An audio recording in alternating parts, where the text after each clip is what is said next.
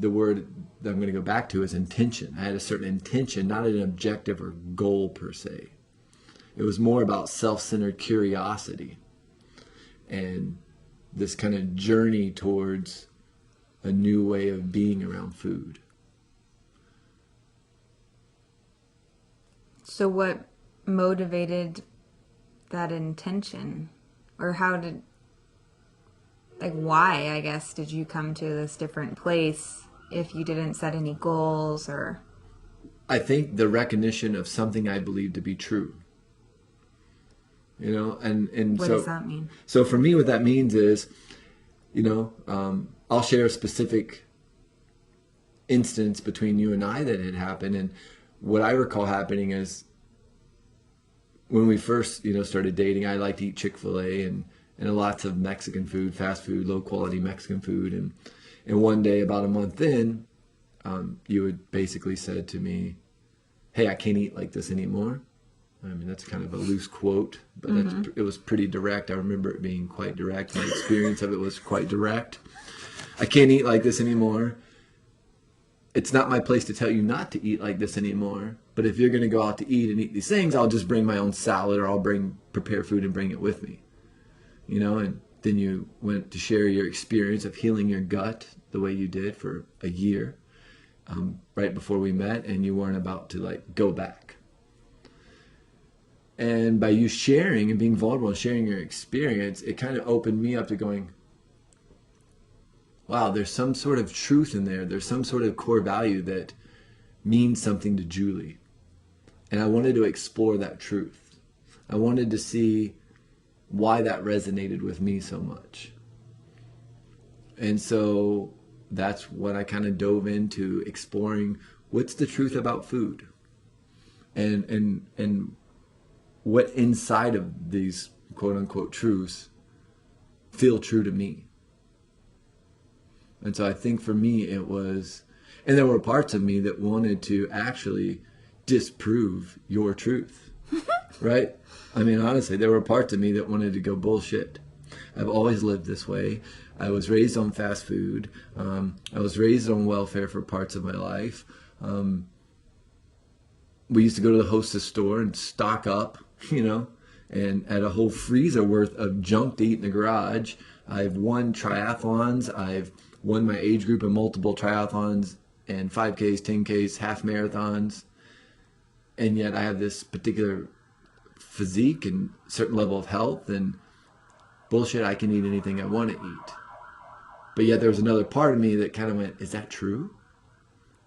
And so, again, it was the exploration of food. It was an exploration of my homeostatic set point of some sort with food, more so than it was having a desired endpoint. Once I achieve X, I will have made it.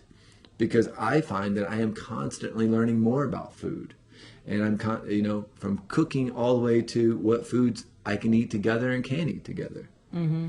And it's I don't see an end to it. I don't ever wake up and go, oh, I'm almost there. I'm almost there. And when I get there, it's going to feel so good, and I'll write a book about it and tell everybody else how to achieve it themselves. When my only food advice for anybody would be, start with real food. Start asking yourself what food represents to you. Because the more I started changing my eating, the more some deep-rooted emotional stuff came up. And the more I explored those emotions, the more it made it easier to... I felt a desire to want to change my food because I saw how this food interconnected all these different parts of my life. It wasn't just about nutrition. It wasn't just about the physicality of food. It's going to make me stronger, sleep better, run faster. It started making me realize, wow, some of the experiences I have with depression are related to food. Some of my ability to be present was related to food. Some of my ability to be creative and jump into creative outlets and be successful with how I use my energy throughout the day was related to food. And I don't know I don't know that if I would have said I'm going to do 1 year or 6 months or 100 days of clean eating, if I'd be here right now in this way. I might be starting my next 100 days of clean eating. Yeah. But instead, I just wanted to explore. And then slowly, my relationship to food has kind of like spilled over into all the other areas of my life. And then once I kind of, I believe my experience is you can only put so much energy into one topic at a time. And for me, it was like, I don't have to put so much energy into food now. Like I've fought a lot of those struggles. I've got to a place over the course of 6 years where it is just a way of being. And every now and then these little things pop up and I go, oh, you could do that if you really wanted to, but you understand the repercussion is this. And I go, yeah, that's cool. Thanks for reminding me. And then I either do it or I don't. Right? So now I'm kind of free to use that energy to explore and get self-centered curiosity around other areas of my life, which mostly has been the kind of emotional, mental areas of my life. And kind of went on a rant there. But I think for me, like I said, the food thing, bringing it back to the goal, there was never a goal. I never set out with a goal. I still don't have a goal. My only intention around food is just keep learning, keep trying new foods, keep trying new things. What else can I make at home, right? Mm-hmm. What else can I do here? And it's been a very empowering experience. And by just going at it from an aspect of, I just want to be the most pure version of who I understand myself to be. It's been real freeing. It's been a real, and then as soon as I stop making that my intention, I go, oh, I've got to do this. I can't eat gluten. I can't eat sugar. All of a sudden, it's not about that pure experience anymore. It's about this one pinpointed thing. And it really can shake the foundation. But as soon as I open my microscope up and pull my head away and look at everything instead of just this one thing, all of a sudden I go, okay, cool. You feel good again, and some of that judgment and self criticism kind of dissolves. When you take a bigger look, I find it's a lot more challenging for me to be in a state of self-judgment. Yeah, what I heard from that is it's easy to judge ourselves when we're just looking at kind of one aspect of something instead of maybe taking a step back and looking at the whole picture and seeing, oh, well, maybe I did overdo it with sweets today, but this whole, look at my whole year of how good I've been doing, or my whole week of how well I've been caring for my body and giving myself nourishing foods. I think that that's really interesting because I think that there is a lot of judgment. We could say food, but there's a lot of judgment around our behaviors, and that I think does relate to our goals. That for me, I have found, like you said, with me, maybe I judged myself for not completing the 100 days or whatever. And I think that there is a little more opportunity for self-criticism when we set these definitive endpoints. With specific goals in between, or specific behavior that needs to happen. There's more room there for self-criticism and judgment than if we simply say, how would I like my life to be different, and how can I create that habit as a practice in life rather than for a time to achieve X. Yeah, I feel that, and what came to my mind just now hearing you say that was the path of least resistance. And how do you feel? Well, because what can I do now?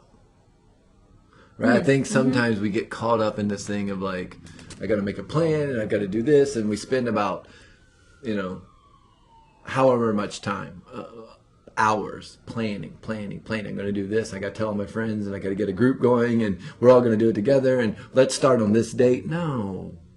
What can you do now? What can I do in this moment? Because it's really just, from my experience, it's really more about, again, being and living and expressing and projecting this version of myself that I believe is the most pure version of myself. And what can I do in this moment to share that understanding with myself and with other people around me? And that might be eating better. That might be, doing something creative. That might be going for a swim. That might be returning an email that I've been putting off. That could be a lot of things.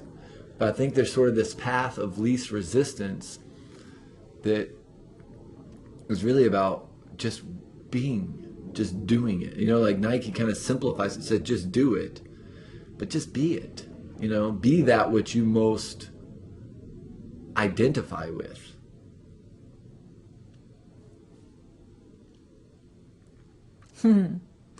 Always. As much as you can. I mean, sometimes I identify with things that aren't necessarily positive, though. Well, that's because you've determined that it wasn't positive, potentially, right?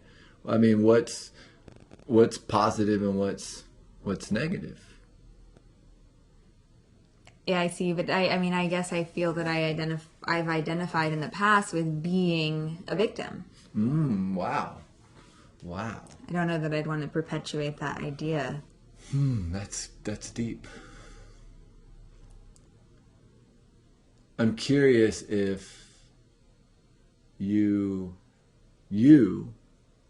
capital Y-O-U, identified with being a victim, or if it was lowercase y-O-U. Well, definitely lowercase.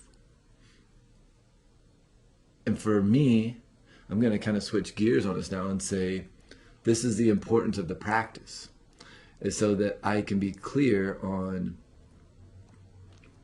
who is doing the identifying, who's the one that's like driving the bus right now.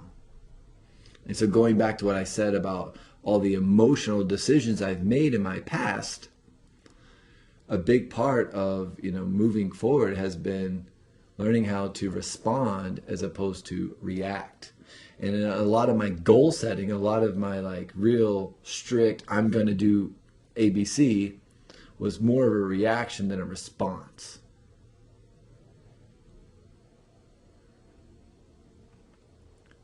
And when I find myself responding, capital B-I-L-L-Y seems to be a little bit more aware of the choices, decision, words, actions that he's putting out. And so he wouldn't, I don't believe he would, project or perpetuate being a victim. Because it vibrationally, being a victim doesn't even match that version of myself. But when I react, it's easy for lowercase Billy. So how would you go about making a decision then, following the path of least resistance, if you're in a space of, well, I mean, for example, people who really struggle with food. In my experience, there's a lot of malnutrition, a lot of addiction, a lot of self-hatred, a lot of disempowerment. And so how would you advise somebody to make a decision that is optimal, that is beneficial, that is from a place of empowerment rather than disempowerment, if they've always struggled with food? Maybe they're overweight and they really would like to change, I mean, how do you get to that place